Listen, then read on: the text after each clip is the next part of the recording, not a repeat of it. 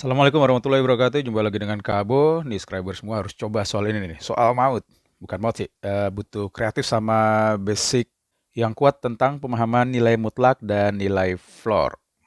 Di soal ini kita diminta menentukan hasil jumlah semua bilangan real X yang memenuhi nilai mutlak dari 8X min 1008 ditambah floor dari X hasilnya 2016. Seperti biasa, di-pause dulu videonya, wajib ya di-pause, harus coba dulu otak-otak, nanti kita compare cara dan jawaban. Kalau cara Kabo gimana? Oke, yang pertama, dua hal yang perlu diingat adalah nilai mutlak X itu bernilai A, kok A sih X maksudnya, untuk X yang tidak negatif, sedangkan dia bernilai min X untuk yang X-nya negatif. Intinya nilai mutlak itu membuat suatu nilai kalau dimutlakin hasilnya jadi positifnya ya. Kecuali di perbatasannya atau di 0. Kalau di 0 dia nilainya 0. Satu lagi suatu nilai X itu bisa dinyatakan kita hubungin ke bentuk floor X ditambah dengan decimal partnya atau bagian koma-komanya dari X.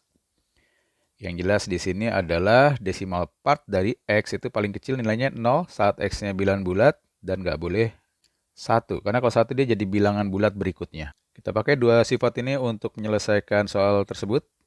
Yang pertama, floor X-nya kita pindahin ke kanan. Jadi mutlak dari 8X min 1008 itu sama dengan 2016 dikurang dengan floor dari X. Sampai sini kita pecah jadi dua kasus. Yang pertama itu saat 8X min 1008 itu sama dengan 2016 dikurang floor X. Ini kita pakai definisi nilai mutlak bagian atas.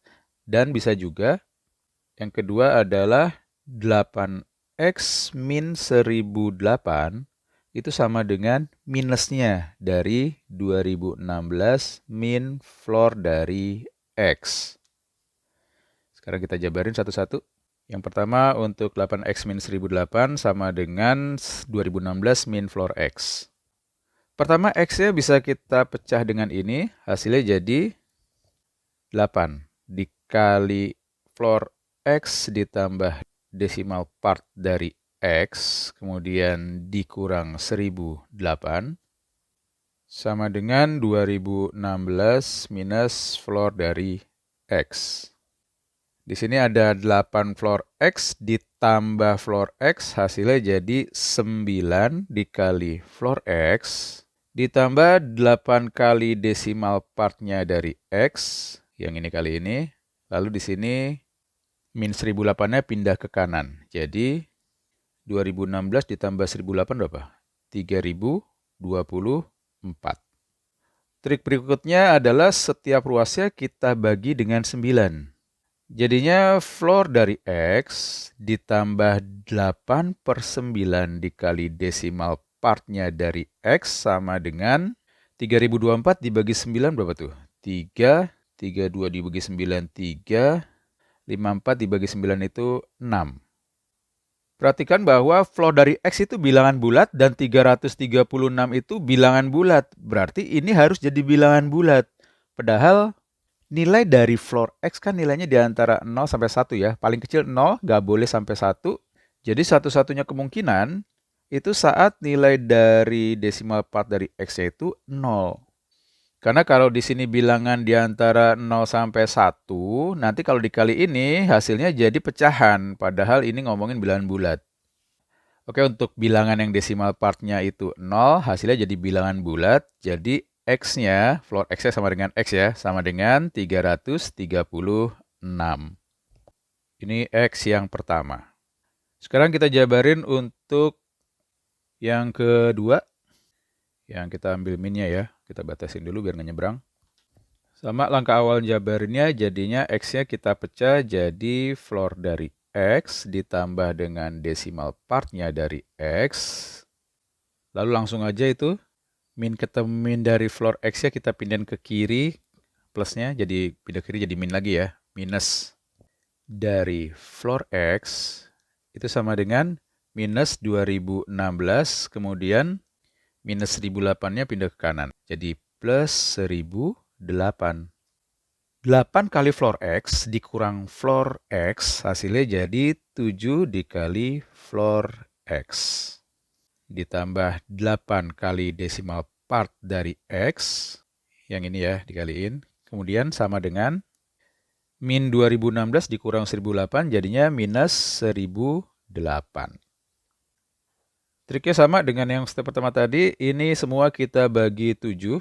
Mirip kayak ini ya, supaya si floor X-nya berdiri sendiri sehingga memisahkan bilangan bulatnya. Jadi floor X ditambah 8/7 dari desimal partnya dari X sama dengan min 1008 dibagi 7. Jadinya min 1,34,284. Nah, di sini beda dengan yang pertama. Yang pertama kan cuma kemungkinannya itu saat desimal partnya dari X sama dengan 0. Sedangkan untuk yang ini bisa aja saat desimal part X-nya itu 7/8. Karena kalau ini 7/8 bisa dicoret dia jadi 1, jadi bilangan bulat. Oke? Jadi satu lagi kemungkinannya saat desimal part-nya dari X sama dengan 7/8. Oke, untuk desimal part dari X sama dengan 0 berarti X merupakan bilangan bulat. Ini 0, X-nya bilangan bulat. Berarti X-nya ya sama dengan min 144. Sekarang untuk yang sebelahnya, untuk yang desimal partnya dari X itu sama dengan 7/8, berarti floor X ditambah dengan, tadi udah kita bahas, ini kalau dikali 7/8, 87 sama 7/8 hasilnya 1, sama dengan min 144, berarti floor dari X-nya sama dengan min 145. Kita dapat X-nya itu sama dengan bilangannya, floor-nya itu min 145, desimal part-nya 7/8. Padahal X itu kan sama dengan floor-nya dari X ditambah desimal part-nya dari X. Berarti floor-nya itu min 145 plus desimal part-nya, yaitu 7/8. Kita dapat 3 nilai X ya. Yang pertama tadi ini X sama dengan 336.